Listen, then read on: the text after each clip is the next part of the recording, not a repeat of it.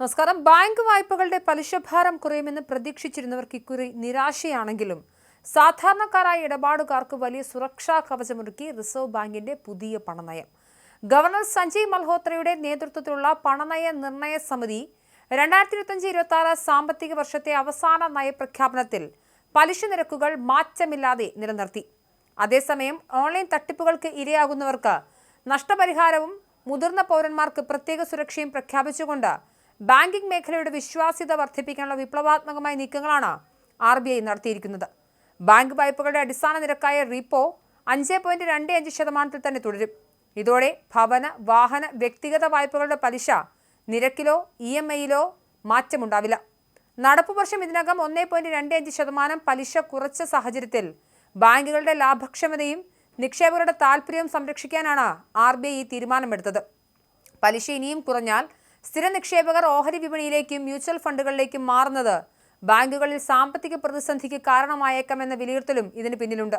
മുൻപ് ഓൺലൈൻ തട്ടിപ്പുകൾ നടന്നാൽ അത് ഉപഭോക്താവിന്റെ അശ്രദ്ധ കൊണ്ടാണോ അതോ ബാങ്കിന്റെ പിഴവ് കൊണ്ടാണോ എന്ന് പരിശോധിച്ച ശേഷമേ നഷ്ടപരിഹാരം നൽകിയിരുന്നുള്ളൂ. എന്നാൽ പുതിയ നിർദ്ദേശപ്രകാരം ആരുടെ ഭാഗത്താണ് തെറ്റ് എന്ന് നോക്കാതെ തന്നെ തട്ടിപ്പിനിരയാകുന്നവർക്ക് ഒരു നിശ്ചിത തുക വരെ നഷ്ടപരിഹാരം ലഭിക്കും. തട്ടിപ്പിനിരയായ എല്ലാവർക്കും 25,000 രൂപ കിട്ടുമെന്നല്ല ഇതിനർത്ഥം. അത് കണക്കാക്കുന്നത് ഇങ്ങനെയാണ്: നഷ്ടപ്പെട്ട തുകയുടെ 85% അല്ലെങ്കിൽ 25,000 രൂപ. ഇതിൽ ഏതാണോ ഏറ്റവും കുറഞ്ഞ തുക അതാണ് നിങ്ങൾക്ക് ലഭിക്കുക. നിങ്ങൾക്ക് 10,000 രൂപയാണ് നഷ്ടപ്പെട്ടതെങ്കിൽ അതിന് 85% 8,500 രൂപ ലഭിക്കും. നിങ്ങൾക്ക് 50,000 രൂപയാണ് നഷ്ടപ്പെട്ടതെങ്കിൽ അതിൻ്റെ 85% എന്നത് 42,500 രൂപയാണ്. പക്ഷേ പരിധി 25,000 ആയതുകൊണ്ട് നിങ്ങൾക്ക് 25,000 രൂപ മാത്രമേ ലഭിക്കൂ. ഈ ആനുകൂല്യം ദുരുപയോഗം ചെയ്യാതിരിക്കാൻ ചില കർശനമായ നിബന്ധനകൾ RBI വെച്ചിട്ടുണ്ട്.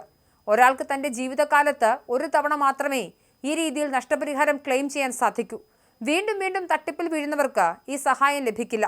തട്ടിപ്പുകളിൽ നിന്നും പാഠം പഠിക്കണമെന്നും സുരക്ഷാ കാര്യങ്ങളിൽ ജാഗ്രത പാലിക്കണമെന്നും RBI ഇതിലൂടെ ഓർമ്മിപ്പിക്കുന്നു.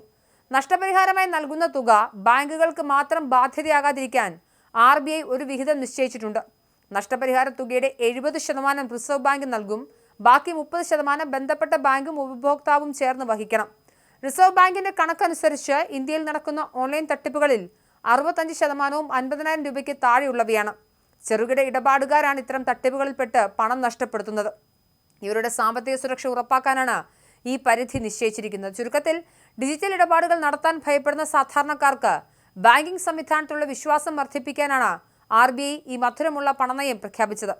ഡിജിറ്റൽ അറസ്റ്റ് ഉൾപ്പെടെയുള്ള തട്ടിപ്പുകളിൽ മുതിർന്ന പൗരന്മാർ കൂടുതലായി കുടുങ്ങുന്ന തടയാൻ കർശന സുരക്ഷാ മാനദണ്ഡങ്ങൾ വരുന്നുമുണ്ട്.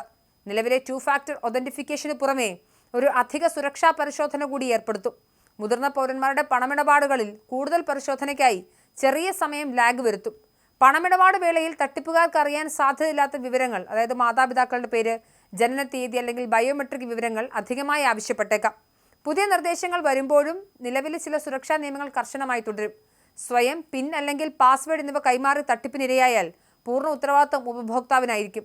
തട്ടിപ്പ് നടന്നാൽ 3 ദിവസത്തിനകം ബാങ്കിൽ റിപ്പോർട്ട് ചെയ്യണം. 7 ദിവസത്തിന് ശേഷമാണ് വിവരം അറിയിക്കുന്നതെങ്കിൽ നഷ്ടപരിഹാര തുക നിശ്ചയിക്കാനുള്ള അധികാരം ബാങ്കിനായിരിക്കുമെന്നും പണനയത്തിലുണ്ട്.